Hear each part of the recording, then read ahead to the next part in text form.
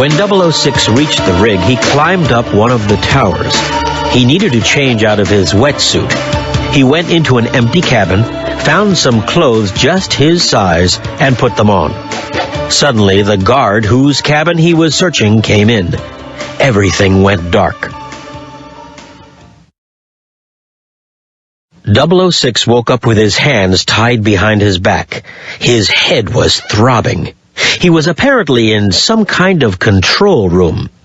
In the room were Otto Krugerrand, Slowjob, Mala, and the guard whose clothes he was wearing. A beautiful woman whose hands were also tied was lying beside him. She was Pick Wells, an American agent 006 had met in Washington. 006 glanced at his watch. The explosive device he'd put on the rig was timed to explode in 40 minutes. "Welcome, Commander Fleming. We've been expecting you," Otto said, smiling. "Unfortunately, we won't have time to show you around. Slowjob will take you to feed the sharks.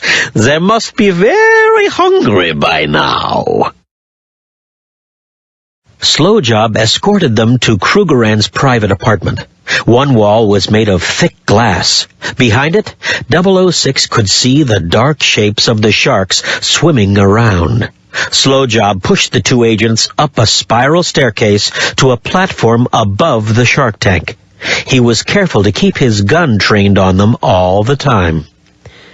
"You wouldn't refuse us a last cigarette, would you, Slowjob?" 006 asked. "I don't smoke," Slowjob grinned. "And you shouldn't either. It's bad for your health." "Now, come on, Slowjob. There are some cigarettes and a lighter in my jacket pocket." "Okay, but don't try anything." Slowjob reached into 006's pocket and took out the cigarettes and lighter.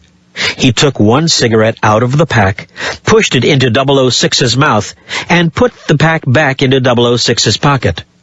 Slowjob pressed the lighter with his thumb. The sudden force of the flame took him by surprise. At that moment, 006 kicked him, and his gun fell to the floor. Slowjob tumbled backward and disappeared forever into the tank of sharks. The lighter had dropped to the floor and was still burning. 006 was able to burn through the ropes that held his hands.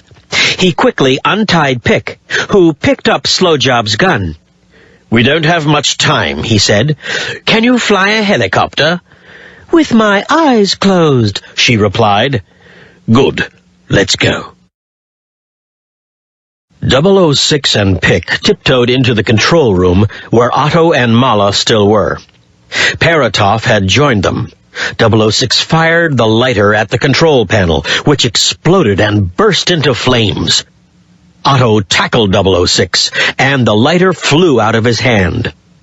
Mala and Paratov desperately tried to put out the flames. Pick pointed the gun at Mala, Otto, and Paratov, and ordered them to lie on the floor. Then she and 006 ran out of the room, locking it behind them. They ran up to the helicopter pad and quickly climbed into the helicopter. The helicopter soared into the sky. A few seconds later, there was a massive explosion as the rig blew up.